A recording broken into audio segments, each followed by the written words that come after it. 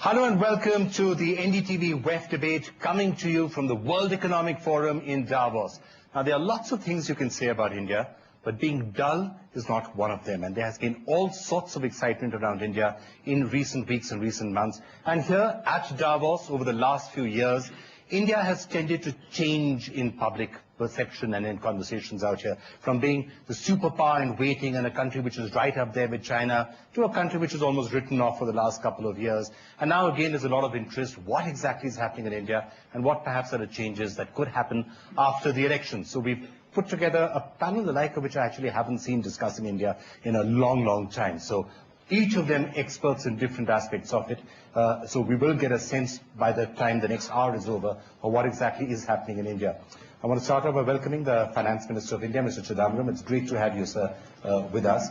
Nikesh Arora of Google, Indian origin, but really been back there as well, going back, taking a look at it, and now as being part of one of the largest companies in the world, we'd be interested to get an international perspective from the business point of view. Sunil Mittal, one of India's best-known industrialists, so it's great to have you with us on this panel. Jeremy Bennett is the CEO of Nomura, who worked as a banker in India, actually, as a about, what is it, almost 20, 30 years ago, right? Yeah, you weren't meant to mention that, but thanks for that. Yeah. Well, there you are. It's a couple of years in Kolkata, a couple of years in Mumbai. And Tom Friedman, arguably one of the best-known journalists in the world, Tom, if I can say that, but certainly one of the people who's been writing a lot about India. In the world is flat, you set out a certain model for what was going to happen to India.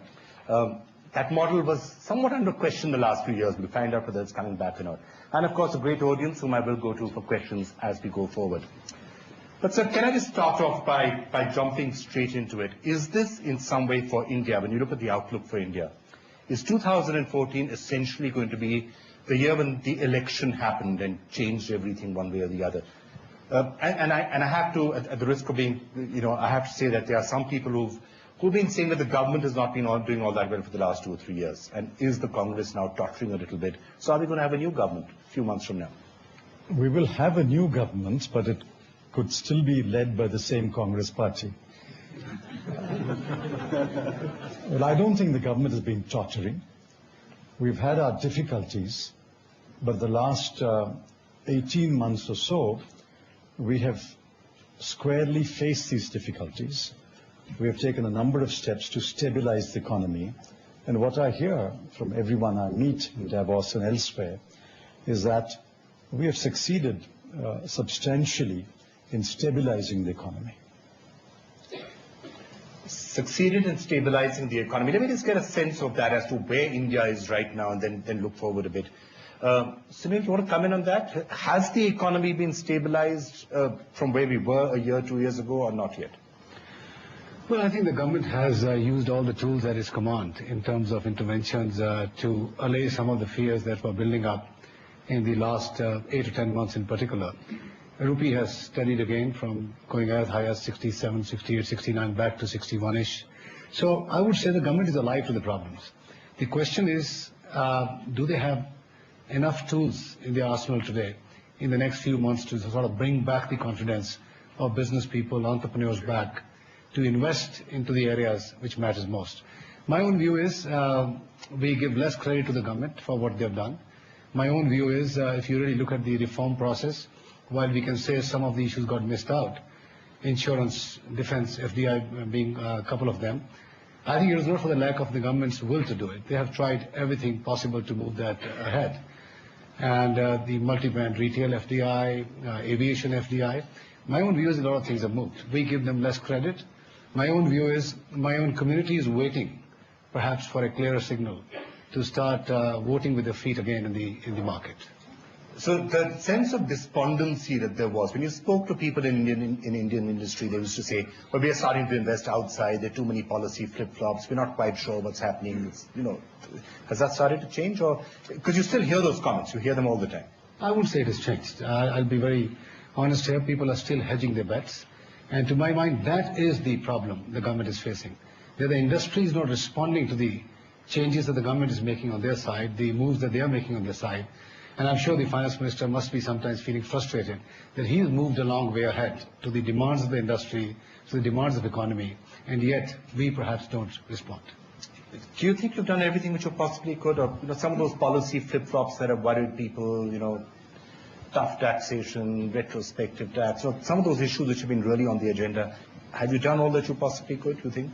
We have done a lot, and those issues are no longer the major concerns of my interlocutors when I meet them. No one really talks about retrospective legislation. So one-off case, and we have laid out a path to resolve that case. I think if you look at the foreign investor, they have come into India in a big way in the last 12 months or so. In pharma, in telecommunications, they've come in a very big way. I agree that the Indian investor is still hedging his bets, especially the big industrial houses. But at the SME level and at the medium industries level, bankers tell me that the demand for credit is still very high. So investments are taking place. I think the despondency that was there a year ago has lifted. That's my sense. But you can ask the audience when their turn comes. Okay, I will do just that. In fact, Varun, I'll start off by asking both of you that now. Nikesh? Well, from our perspective, we've been very bullish on India from a long-term perspective. Young population, very technologically savvy, a population which is intellectually curious, is always wanting to innovate, wanting to do new things. So we find that it's a great market for us to put our services out there as well as to see business grow. As a foreign investor, as a company investing in India for the long term, we could do with some more certainty, as we'd love to see policies that are going to stay the same for a while so we can actually keep going and investing in the market. We'd love to see more investment in infrastructure because that actually helps not just our business, but we believe that helps the long-term growth rate for the market for the next 15 years. So from that perspective, we'd hope for some more continued change and most importantly, certainty. So if I can interpret that a bit, are you saying that India is still not as easy a country to do business in as it should be? It's a fair country to do business in. I think once in a while, it's hard to find the commitment in certain areas or some things change, and that's where we'd like more certainty. But from a doing business, there are much harder countries around the world to do business in, not India. Jeremy? Yeah, I mean, I agree with that. I think you said superpower in waiting had come under question. I don't think there's any question about that. When I was in India, I think one of the wonderful things about India is it's a naturally self-critical country, and that's a trait that's incredibly valuable. I was there in 1987, 88, and everyone was, wondering whether anything would happen. And look at the place now; it's transformed. So I have no doubt about it. Our economists are talking about growth recovering. Yes, it could recover faster. There's always things that you could do better, but it's a fabulous place to invest. So you're saying, interesting, that's an interesting point of view. So you're saying that Indians sometimes are more critical about their own country than the rest of the world would be? Completely. I mean, I travel the world, and I go to many countries that are in a far worse state than India, where, naturally people are massively optimistic. You come to India and talk to some people here, and they're all gloomy. It's not that bad. I am now going to give Mr. Chidambaram a chance to blame the media for that. Mr. Chidambaram, it's the media's fault, right? He's right. We tend to be self-critical. We tend to self-flagellate ourselves.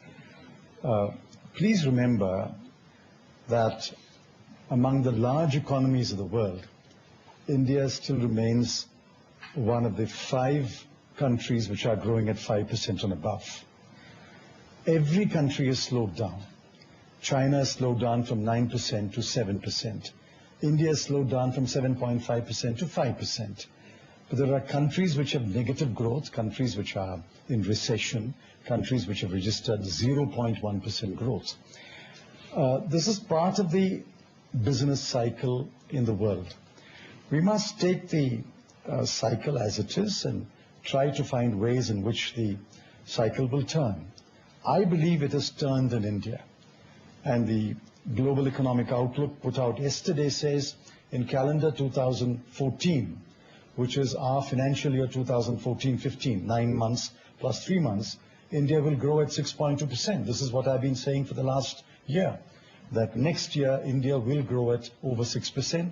The year after that, we will grow at over 7%, and we will then reach our potential growth rate of 8%. So I don't see why people are gloomy. I think those who have too much money are gloomy.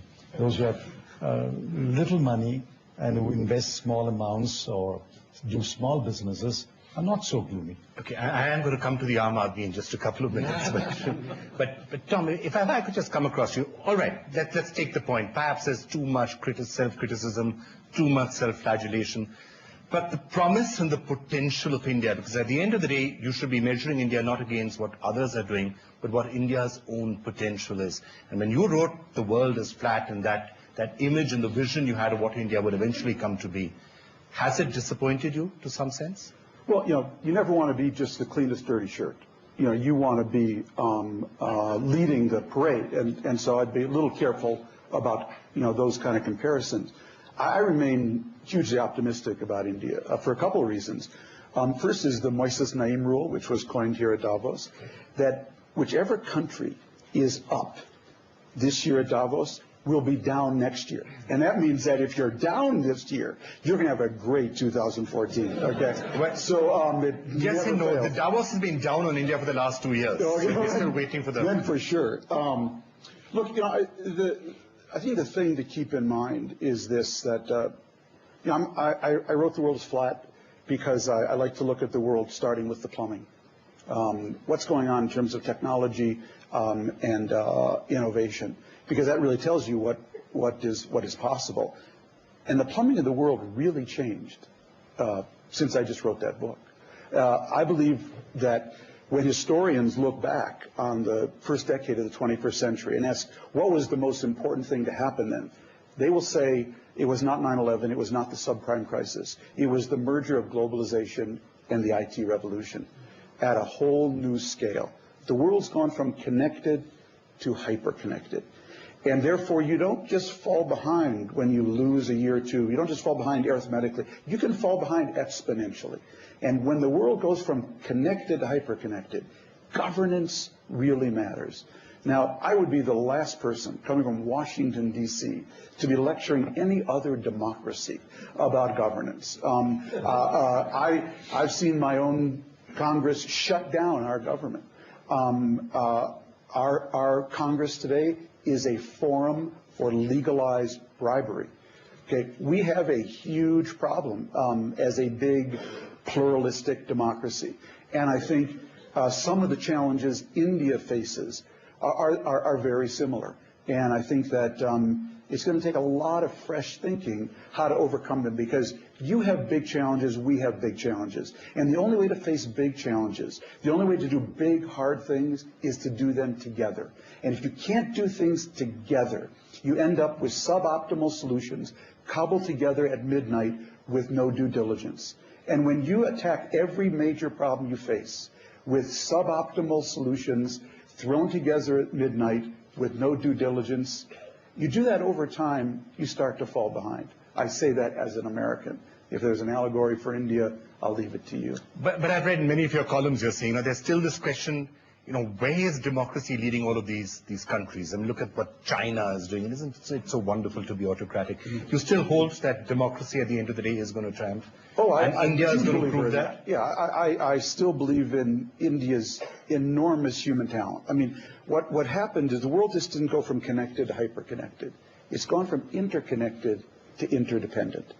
It's a difference of degree that's a difference in kind. And one of India's enormous strengths, it seems to me, is its ability to manage pluralism. It's noisy, it's messy, on the edges it can be violent at times, but this is a country of 1.05 billion people coming from speaking 100 different languages that holds free and fair elections on a regular basis, and where the votes are counted and not the ballots, not the bullets.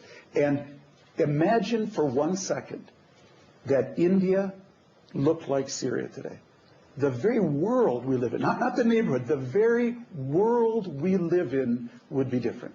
And I believe in an interconnected world, in an interdependent world, India's pluralism and its ability to to manage its pluralism is a huge asset, not only for India, but for the world. But all those things are true, and they're all in the future. At the end of the day, though, governance matters. You've got to get the governance right. Okay, so governance, another thing I do want to talk about, but can I just come back to the three of you on the change of the plumbing of the world economic system? Because what Tom is therefore arguing is that something basic has happened now. And that basic change that has happened means that India is on a different trajectory, and 1 or 2 years of slow growth is not going to change that. Would you agree with that, Jeremy? I'd agree with that for two reasons. For everyone here who's got kids, what you want if the world's going hyper-connected and IT plumbed, you want a growing body of young people who are going to embrace new technology. And the one big economy of the world that's got that in spades is India. You've got 12.8 million young people joining the job market every year, and those are going to be the people who get IT. You know, the old guys like us, you know, we're a bit slow to pick it up. Those kind of people pick it up incredibly quickly. So I think that is absolutely important. And you also want to have a 57% of your population in service industries. The same amount of people in service industries in India as in America. I find that statistic amazing. If we are going to IT plumbing, that's the kind of background you want. So I'm very optimistic. You know, Vikram, just say one thing, and I've said this before here, so pardon me if people have heard it, but when I sat down to write The World is Flat in 2004, Facebook didn't exist.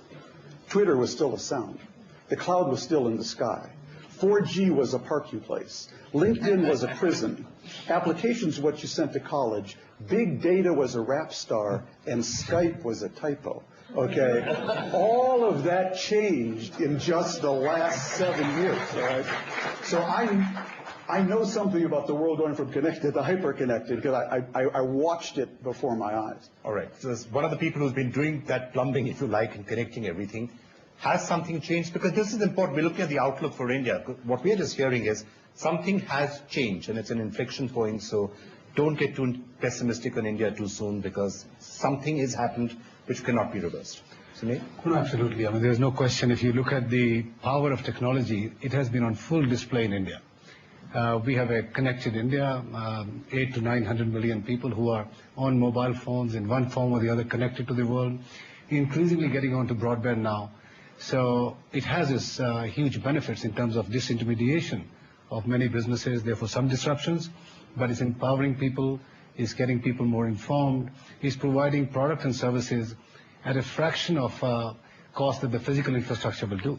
So to my mind, in fact, sometimes you get less celebrated. My own view is the technology world, the telecom world, and the internet world have actually served the nation in a fantastic manner in the last 10 odd years. All right. Nikesh, the flip side of that, I guess, would be that as the world gets more and more connected, competition also goes up. We're talking about India being able to do a lot of these things, but they are the frontier markets now. And then there's going to be Africa. There's a number of other places where talent can be found, and where if India doesn't get its act together, especially in the question of infrastructure and governance, it may still miss the bus. Well, I don't think so. I think it goes back to what the finance minister was saying earlier, is that, you know, if you get India connected right, which Sunil is referring to, and we're seeing a lot of improvement in the last few years, you will see the emergence of the small, medium-sized businesses. You finally take away the barriers for them to grow. So, you know, you get a very large information, communication, and distribution network at your behest, where the friction is very, very low. And if that begins to happen, you will see a lot of grassroots movement as small businesses are concerned. You'll see grassroots movement on the social front. And a lot of the politics, a lot of the governance is going to change. And it's going to change because the young people are going to take the technology and start using technology in a more aggressive way. You know? Why do I have to wait for 5 years to find out how my member of parliament did in parliament when I can vote every day and tell them what I think? Now, yeah, you don't want people voting every day, because then you have nothing, you know, you're constantly trying to second guess yourself. At the same time, you don't want to wait for 5 years. So we're going to have to find a new balance in the new world, with everybody being hyper-connected, with all these wonderful things that Tom said so eloquently. But you know, things will change. And competition, I think India is a very, very large market in itself. If India, which it has most of its act together, we'll see competitors coming out of India with 1 billion people to serve, much faster than you can in smaller markets around the world. But yes, do we need to move things faster? Has the pace of innovation changed? It has. Does that mean we have to change our pace in terms of how we get stuff done? Yes. All right, so we've heard some of the good news, especially when it comes to the long-term potential, but let me just come back then to the immediate problems. And two broad areas, and we've touched on many of them. Infrastructure continues to be a problem, and governance. And in infrastructure, I have to say it's increasingly becoming slightly patchy. I just had a chance to see the new terminal in Mumbai, and the new airport terminal in Mumbai, and the new airport terminal in Delhi. They're as good as anything you would see in Europe or in America. And you step just outside that, and you'll have roads which would be, which are awful. So it's a bit patchy in infrastructure. And governance continues to, in many ways, be our single big issue, which governments are struggling to deliver. What's the question? I'm asking you whether you agree that those are the two problems. Yes. Let's take governance. Governance in India today is not the monopoly or responsibility of one political party. We have Congress governments in 12 states. We have BJP governments in half a dozen states. The remaining states are ruled by different political parties. So the quality of governance is uneven. Secondly, many of the infrastructure problems have to be addressed at three levels of government: the central government, the state government, and the municipal government. Take Delhi. You have a central government of one party, you have a state government of another party, which I don't know if they have unraveled more in the last couple of days. And then you have municipal governments, or three municipal governments by a third party. So there will always be difficulties in implementing infrastructure projects in India. We'll have to find a model by which infrastructure projects can be insulated from political influences, and they can be implemented by, say, an SPV or any other arrangement which just gets the job done. If we can build a Delhi metro, if we can build a Mumbai airport, which is as good as any in the world, why can't we make roads which are as good as any in the world? So that's the issue about governance and infrastructure. They are related, but I think things will get better as people demand better governance. I agree with what he said. People will demand better and better governance, more and more accountability, and governments will be pushed to deliver on the ground. So this is another theory, by the way, talking about the different levels of India. This is another theory that is being increasingly spoken about. Look at India increasingly. It is a federation of states, and different states are going to be in competition, and that's where you're going to start finding a lot of action. Is that what anybody here at Davos looking at India should increasingly start doing? Look at India, but also look at individual states and what's happening there. Sudhir? No, absolutely. I think many of us are working very closely with states, especially those who have single large projects. And is there a big difference between states? There is, absolutely. My God, there is. There are states which are very alive to the needs. I was in Punjab just about 3 weeks back. They've come out of their new industrial policy. My own view is I've never seen anything like this in my life before. For the first time, they've dispensed with almost all the certification that you needed to start an industry. You can self-certify, no need to have anything notarized anymore. There are tax reliefs which are being given. Punjab, to my mind, will start picking up if this remains as the model for the rest of the country. Other states will soon follow. Gujarat has been talked about many times. Maharashtra has been attracting a lot of industry. My own view is states are competing, and that's good for the country. Is that something which you keep an eye on also when you're looking at India? Pick the state as much as anything else? I think increasingly, I think a bit of competition is a good thing. And competition between different governmental areas is as good as competition. I work in an industry which is incredibly competitive, and I think that's healthy. So, yeah, anything that can make some of the bureaucracy that is an issue, and it's an issue in many countries, not just India, be refined, go away. I don't believe in light regulation. I believe in a good, sensible dose of regulation, particularly in the financial industry.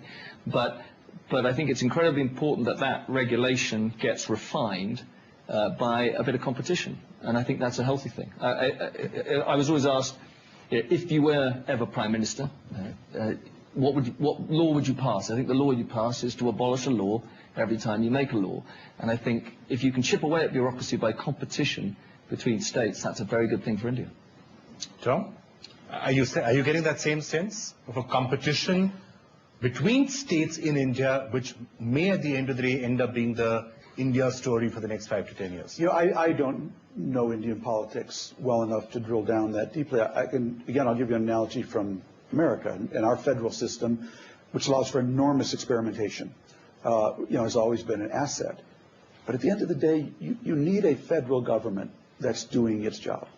And, George W. Bush, coined the phrase, the soft bigotry of low expectations. And sometimes I worry about that with India, which is, well, this is how we are, and this is how things are, and, what can you do? And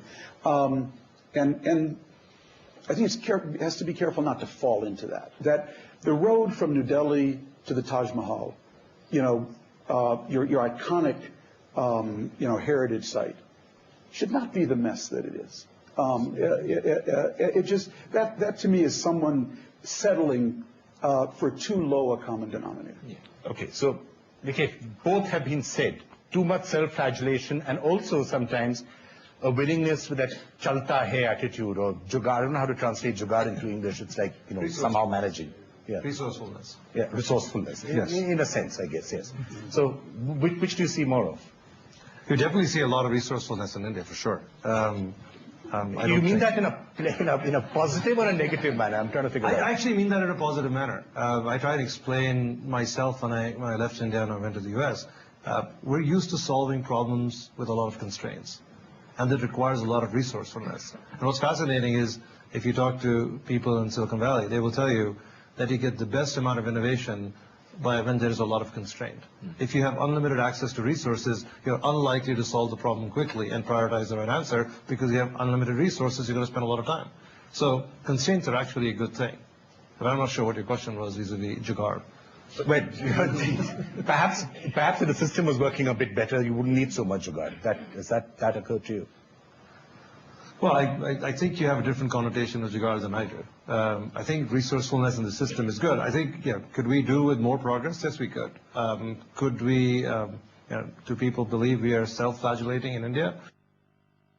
I'm going to agree with Tom a little bit that there's a little bit of sort of people adjust to the current state by saying, this is it, this is okay, we're used to this. And I think that's a temporary stage. I think with the conversation we're having about hyperconnectivity and people being able to express their opinions a lot quicker and a lot faster, you are going to see this call to action start coming in from the grassroots, which you are seeing, I guess. Okay, call to action coming from the grassroots.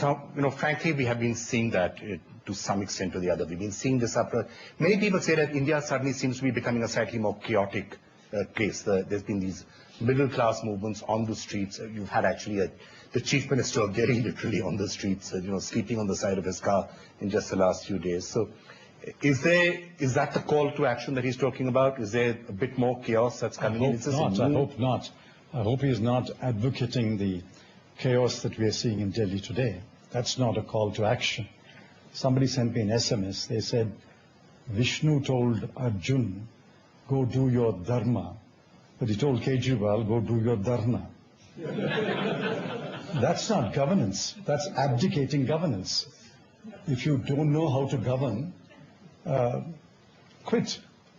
You can't mask but the your... government is supported by your party. Well, as I said before supporting I that's why the left government is- India, opinion in the party was divided. The local unit took that decision, right or wrong. The point is, whoever is in government must govern.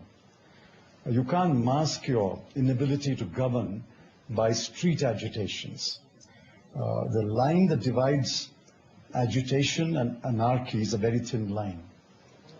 And they may have crossed that line in the last few days. So as we head for the 2014 election, in a sense, you have got the Congress facing the challenges, and the Congress has almost been off the headlines, if you like, for a period of time anyway, because at one hand, you have a person who's a challenger, Narendra Modi, and people are saying he's coming and he's leading the BJP forward. And then you have the Aam Aadmi Party grabbing headlines for other reasons. You guys write the headlines, we don't. I knew that you'd come down to the media at some point. No, you talked about headlines. I don't write the headlines. I don't tell you what should your lead story be in your 8 o'clock broadcast. I don't tell the editor of the newspaper what the front page story should be. I think the media tends to write off parties. Media tends to prematurely celebrate parties, but that's the right of the media. I think it's too early to call what the next elections will be. There's still 2.5 months. Much can change. I admit that the Congress party appears to be the underdog today, but I think it's good to go into an election as an underdog rather than in a triumphal mood. Okay, but I am conscious that there's no opposition party out here, so I don't want to make this about domestic Indian politics, especially in a forum like Davos. But I just wanted to ask what are the stakes in this election? And we have seen some competing visions really coming up in these elections. It's a change. Whatever you may say about Mr. Kejriwal and the Aam Aadmi Party, it's a change from politics like we've ever seen in India. Narendra Modi, what he says, what he represents, what he's putting out as his vision is also a change. And in a sense, he's making it a referendum on leadership. Is this going to be a really critical election? You know, one thing I can say, I'm a keen political observer. I watch things. I think we have changed the leaf here. We have turned the page decisively in India. There's no question about that. For me, Aam Aadmi is nothing but an expression of people's disillusionment with the current political system. So it's an expression. I mean, I leave the other part of government, because I don't want to comment on that. The fact is, politics has become suddenly much more accountable. People who wish to be in government, in leadership roles, need to now know that they are going to be held accountable. So I would say some of the politicians need to be worried, because society, people are going to seek accountability. Now, what happens in the next election is, you know, as Mr. Chidambaram said, is hard to predict. It's one of the most difficult elections to predict, I would say. It is going to be one of the most interesting elections from an observer point of view after 1977, I would say. Jury's out. 2.5 months is a long time in politics. Let's see where it goes. Okay. Are you at all, Jeremy, keeping the elections in mind when you're making your investment decisions in India, or no? Yes, definitely. Yeah, I mean, it's a big topic for international investors. I mean, for India to fulfill its potential, you need two things. You need domestic confidence. So everyone watching this needs to feel more confident about the future, but international investors, because you're going to need the capital to grow as fast as you should grow. And I think we do watch very carefully. I mean, what international investors need is to understand what the rules of the road are, understand how the legal system works, understand how facilitation will work when they launch a long-term project, and to make sure that things happen a little bit faster. So I was very positive about the things in India, but I think everyone recognizes if things can happen a little faster and the rules of the road are clearer, that will help. Okay. Nikesh? I guess we have a tendency to overestimate the short term and underestimate the long term. I think, yes, the elections are important, but I still believe in the long term India will fulfill its potential of growth. So these are all temporary things that are going to happen in the way, which I'm sure the domestic market will resolve. So we are long-term bullish on the market. We continue to invest because we believe in the end, as I said in the beginning, you have a young population, very technologically savvy. They're going to go out and innovate. They're going to go out and adapt and adopt technology. And you're going to see the SMEs are all getting gigs. It's a good market. So for a Google, it doesn't really matter who's forming the government to that extent. Unless it's somebody who comes and says we're going to ban the internet, in which case you have issues. In which case there are lots of issues. It's a variable we cannot control. So we're going to observe and we're going to keep investing in the market. And I suspect there's a lot of people in the country who will make sure they will keep the government accountable. And to keep them accountable for the interest of the user, we'll be fine. Okay. John, I know you haven't been to India to get a sense of what's happening in the election. I'm not going to ask you to predict how many seats the Congress Party or the BJP I wouldn't hazard to get into. There are two reasons that I am optimistic about India in the long term. The first is I think we're heading for a world, as the world gets hyper-connected, where literally in our lifetimes, everyone in the world will be online. We'll have a network connection. So this thing called the digital divide, I think is going to be in our rear view mirror. Now, when that happens, the futurist Marina Gorbis taught me this. The biggest divide in the world, once everyone's on the network, is going to be the motivational divide. And I think India's culture of education, prizing education, is going to be a real asset for that. But it's got to fulfill that aspiration by delivering the infrastructure for education for its people. The online MOOCs, I think, are going to give an enormous opportunity there. The other thing, I go back to The World is Flat. So I wrote The World is Flat in 2004 at a time when the world had just gotten enough connectivity where we could draw on 150,000 Indian engineers to solve our problem. And our problem was Y2K. So we were worried as a the millennium change, that our computers and our electronic systems and our water systems were going to shut down, and there was just enough connectivity at the turn of the century that we could suddenly leverage all this Indian talent. Now, whenever I go to India, and every time I go, I do the same thing. I call NASSCOM, the Indian High Tech Association. I say, get me together with your 7, 8 best young entrepreneurs. And I do this every year I go. And here's what I've really found exciting and fascinating, is that what I now see is young Indian entrepreneurs leveraging all this technology not to solve our problems, but to solve their problems and on their cost platforms.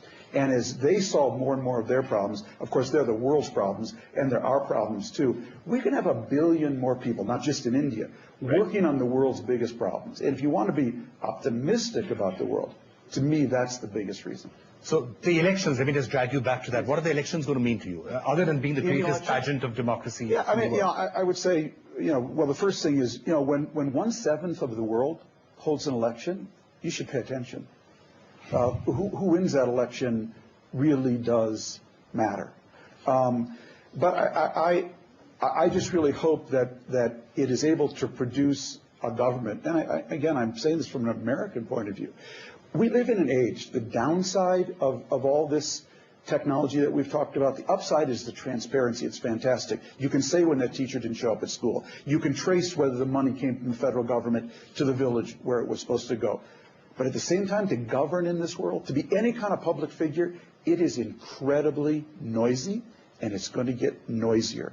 And you almost have an instant poll, whether you're writing a column in the New York Times or you have to be the finance minister of India. And to govern under those conditions is going to really test democracy, I believe.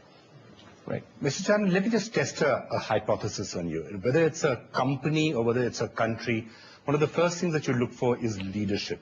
Now, there is a perception, which we can debate whether it's a correct or a bad or a wrong perception, that India has been lacking leadership a little bit. So, in a sense, what Mr. Modi represents is leadership. He's trying to make this a referendum on leadership. Even what's been happening with the Aam Aadmi Party or other movements coming in, anytime you have a vacuum of leadership, then a whole lot of other things happen to come in and fill that up, whether it's the judiciary playing a role, mass movements playing a role, the media playing a role, social media playing a role. That's what happens when you have a vacuum of leadership. Well, I don't agree there's been a vacuum of leadership. Only 4 years ago, you were praising the leadership of the government and said we have delivered 8.5% growth over a period of 5 years. Yes, there's been a certain lack of decisiveness, but that doesn't mean there's a vacuum of leadership. That's why I advocate that the next election should throw up a new generation of leaders. If young people can be top-class businessmen, top-class lawyers, doctors, accountants, why can't young persons, men and women in India, be top-class parliamentarians, top-class ministers? I think the time has come to hand over the leadership of the government to a younger generation. That, you will see, will bring a greater decisiveness and drive in the leadership of the government. Okay, so I just want to say something that really from the minister's lips to God's ears, as we would say, because one of the things that worries me in America and worries me about India is that politics becomes so dirty, so noisy, and so brutal. And it's always been, we know, but there are differences of degree that become a difference in kind. That good people, people of talent, just look at it. Look at the Republican lineup we had in the last election. It was the Star Wars bar. I mean, it was. These are people you would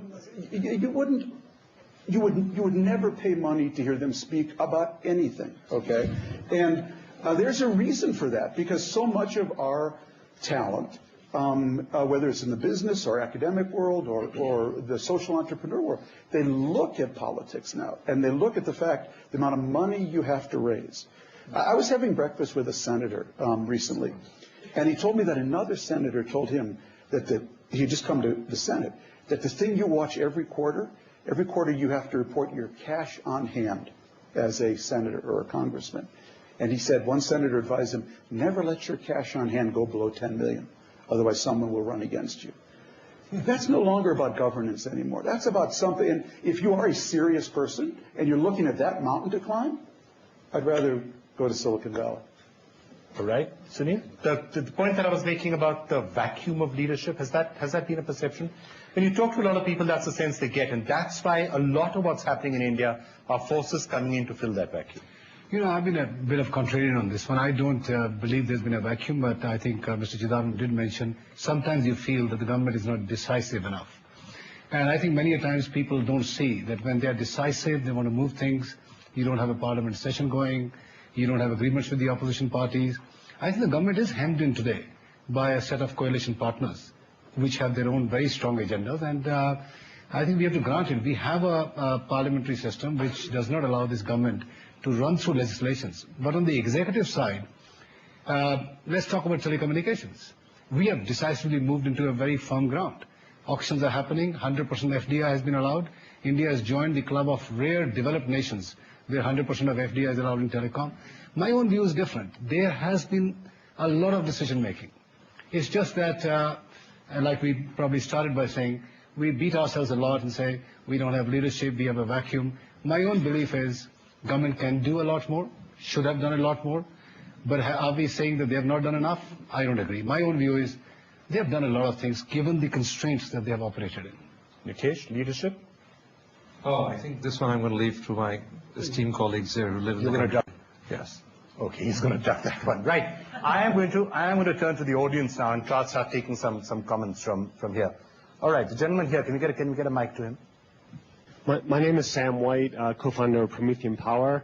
Just wanted to follow up with what Nikesh said about when there's a need, innovation flows up. And particularly in rural India, when you have a lack of reliable power, there's a real need. And our Indian colleagues have developed an energy storage device that is eliminating the need for a diesel generator when storing things like milk, fruits and vegetables. And this is a technology that we will be taking back to the U.S. to apply because there's not enough innovation in the U.S. when there's not a need like there is in India. All right, so need can sometimes drive innovation. And that, I think, is a point that has been made here as well. All right, let me get another couple of questions from here. Anybody else with a hand? Okay, right here in the front row.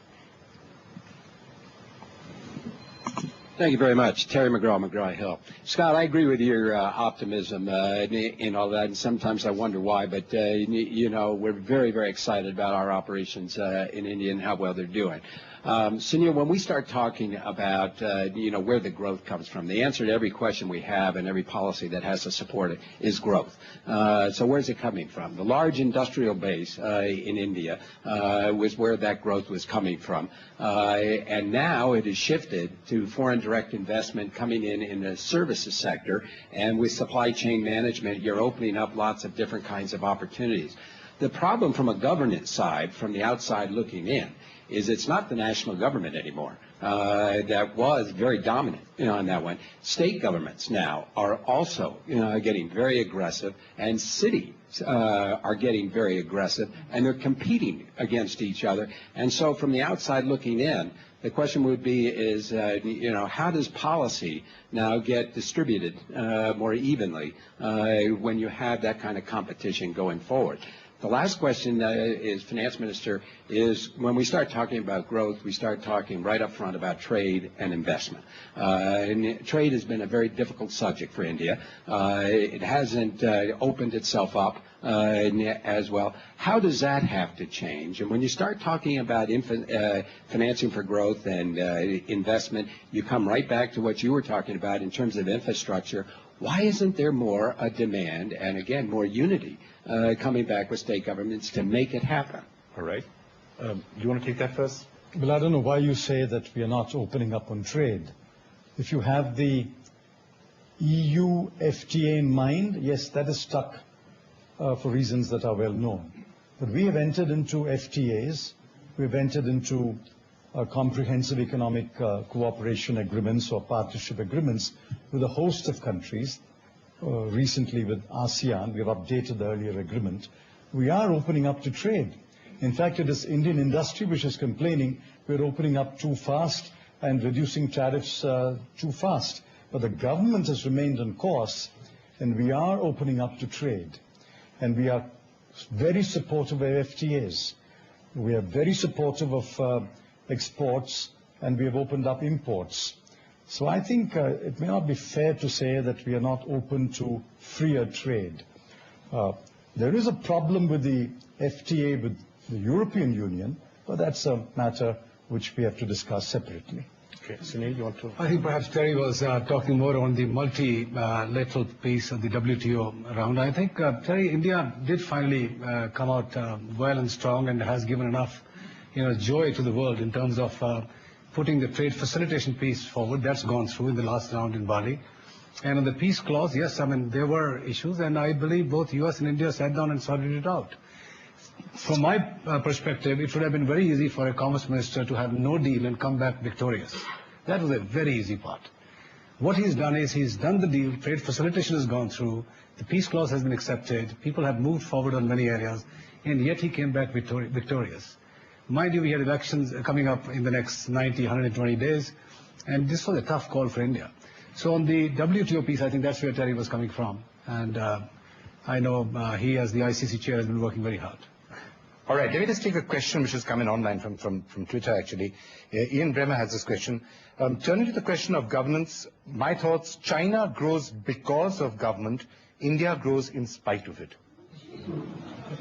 That's a caricature of the situation. We've heard this said many times. I'm not for a moment questioning China's growth or what the government there has done to promote that growth. But China works in a very different system.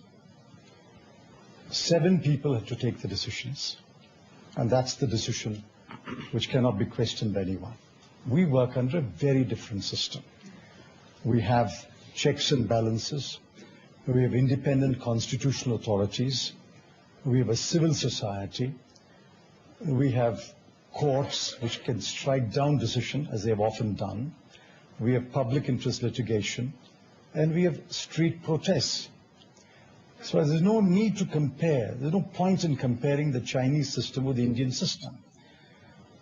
Someone who said that should then add, I wish to have the Chinese system. But I'm sure she or he does not wish to add that line. But probably not. But I just have to say you are going to hear the similar comparisons made. And again, coming back to 2014, because what Mr. Modi and the BJP are saying is, again on the question of governance, they said governance, and they are saying, look, for example, what Mr. Modi said, look what I've done in Gujarat, and why can't this be done now at the national level? And if I become Prime Minister, I will do this at the national level. That's pretty much what he's saying in speech. I think if any Chief Minister can make that claim, it should be the Chief Minister of Maharashtra, which has, on every single parameter, done better than Gujarat. And I gave out this comparison in a speech that I delivered in Pune, I think. Maharashtra and Gujarat were born on the same day. And let's look at Maharashtra's record and Gujarat's record, and Maharashtra outpaces Gujarat. I can challenge anyone to a debate on that. All right, but perhaps in a different forum. I'm not sure who's going to get into that debate out here. All right, right at the back there, please.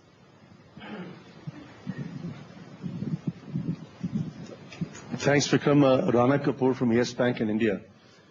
I've had the experience last 10 years of building a bank in India, over 28 states and 7 union territories. By the time I go back, there may be one more state and one more UT. But the fact of the matter is, the experience of building a bank has taught me 2 or 3 things. One, there are over 53 cities in our country which have a population of more than 1 million people.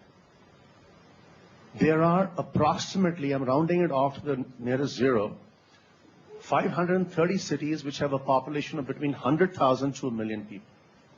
When you add up the cities and the towns all over the country, there are approximately 5,900 towns and cities in the country.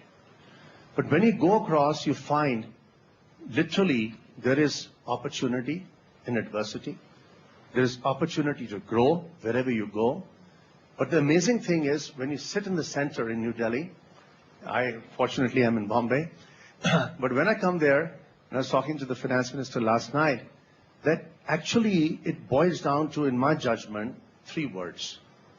It's about confidence, which has been discussed today. It's about conviction, and most of all, effective communication. Okay. This is my, question, and maybe just a comment. The communication part is something that you have been talking about, that perhaps a better job could be done of communication. Especially in this era, in this connected era, maybe the communication could be a lot better. Well, our leaders could be less reticent, let's put it that way. That's what that. Leaders could be less reticent. Okay, so we are going to see a lot more less reticence. I hope so. I've always believed that you must speak to the media at least once a week and at least 3 times a month. And I think communication is one of the most important aspects of governance. You have to communicate to the people what you are doing. For example, when we clamped down on gold imports to contain the current account deficit, if we had not communicated why we are doing it, we would have been hopelessly misunderstood. But people have come to accept the constraints we have placed on gold imports because we have communicated that it is vital to contain the current account deficit, even if it means that not enough gold will be imported into India. Okay, so that's an example. Nikesh, we're going to use this to quickly grab him for a Google Hangout or two just after this, right? A lot of others as well. He's done a few Google Hangouts, thank you. Okay, so communication, you heard some of those points. Confidence has not been there. Conviction, long-term may be there, but short-term the conviction is not there. And communication has certainly been awful. Yeah, I think there will never be any harm in over-communicating. That we must all do. But my own view is long-term position of India is well understood by the foreign investors. I think long-term India is a great market, 1.2 billion people, $1 trillion economy. You cannot, talk enough about it. There's a big market waiting out there. People will be missing out on a very big market if they don't commit to India on a long-term basis. Of all the compliments I've given, one suggestion I'll give to the present and the future government is package projects, large projects, and deliver them to the world in a holistic manner. You should never have projects which are 60% finished, 80% finished, and then stuck. That creates a very, very negative position for India and the world. My own view is 10 big projects, package them well, deliver it to the world, India will be back in flavor. All right, so we've heard a lot, I think, on the long-term outlook for India, and the long-term outlook is by and large being said to be really rosy.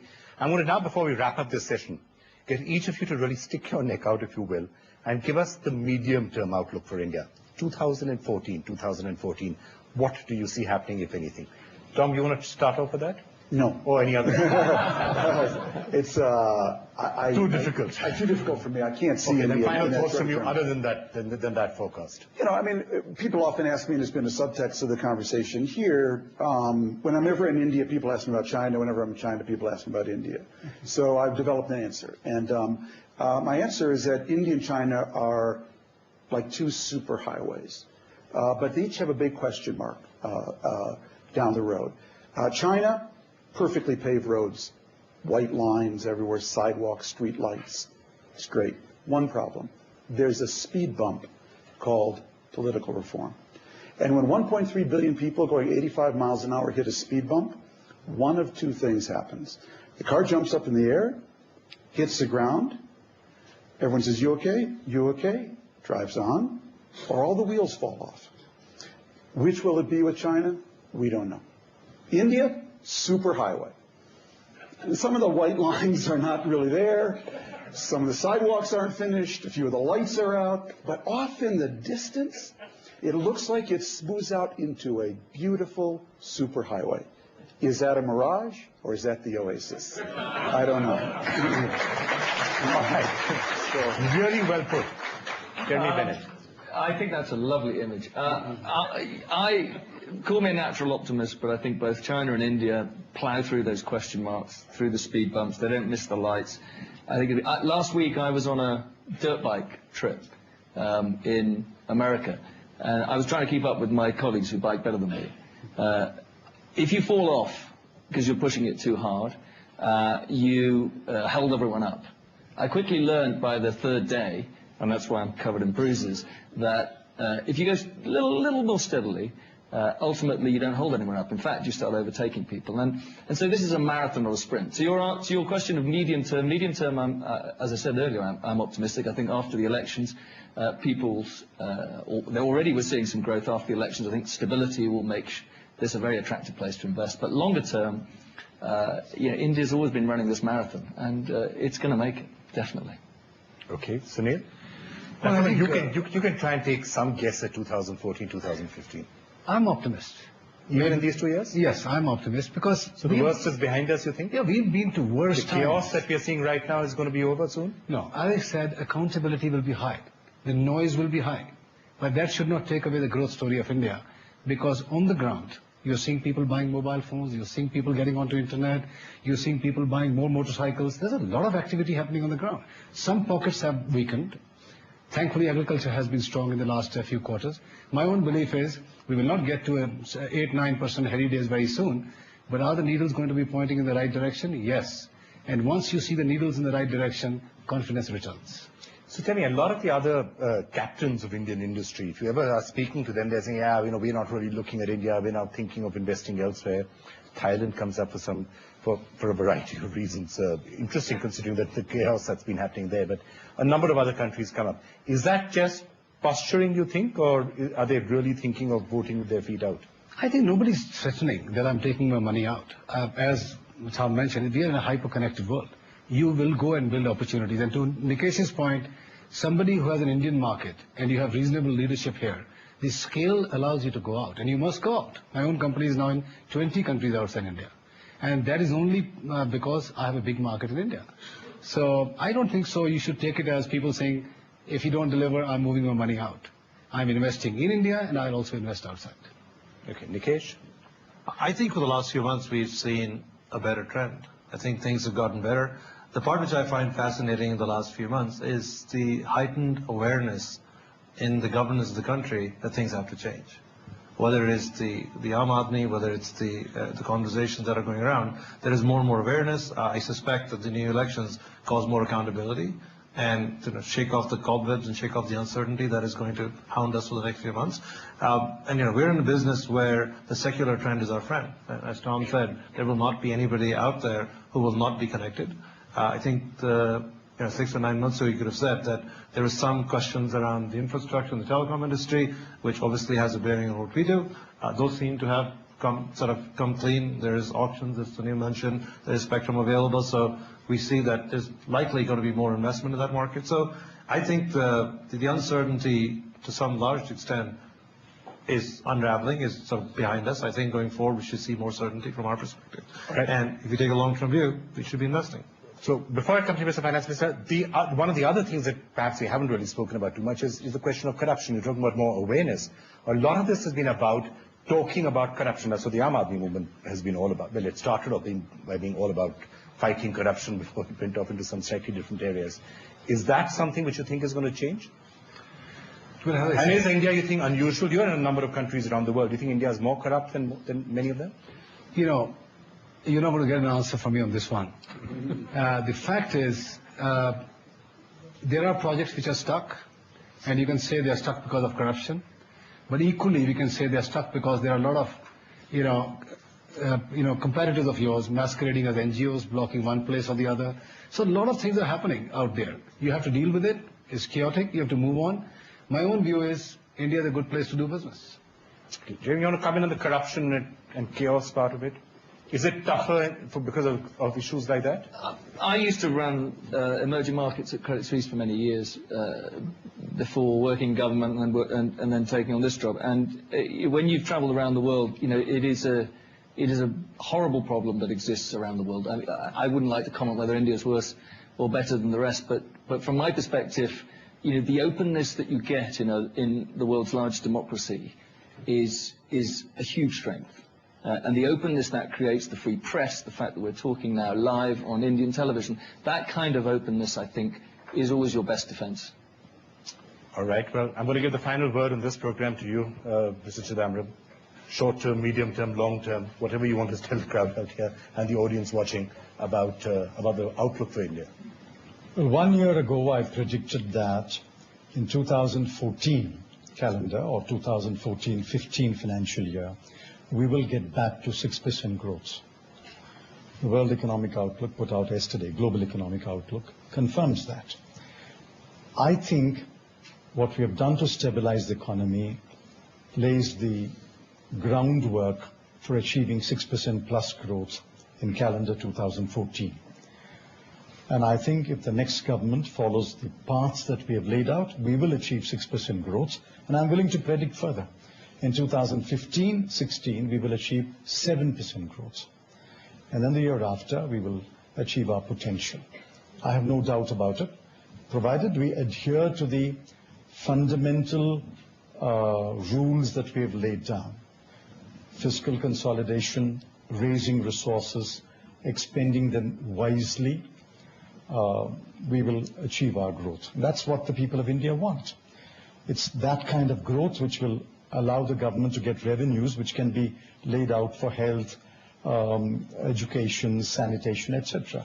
It's that kind of growth which will give jobs. So I'm hoping that people will go back and rediscover the magic of 2004-8 and be passionately focused on growth. That should be the mantra for the next few years. So the return to 7% and 8% is irrespective of who wins the election? I didn't say that. What I said is that if they follow the path that we have laid down and observe the fundamentals that we have laid out, then I think growth is assured. But if someone comes to muck up this whole thing, I'm afraid we'll pay a price. I sincerely hope that that won't happen. I think there are enough talented young men and women across the political spectrum who understand the need for growth. Can I respond to what Tom said? Yeah. I agree with his, the imagery that he presented. If a white line is not there, if a street light is not burning, that can be fixed. It can be fixed by just better governance, not even better governance, better supervision, tighter accountability, punishing people who are remiss. But if there's a speed bump called political reform, that can't be fixed. That can't be fixed by a fiat. That can only be done by the state in China reinventing itself. I wish they reinvent themselves. But between reinventing a state to do political reform and getting the white lines and the street lights, I think white lines and street lights is an easier and more doable job. On that particular note, I'm afraid we are flat out of time, so we're going to have to end this session. Thank you all so much for having joined us. I'd like to thank all of you so much as well. Thank you. Thanks.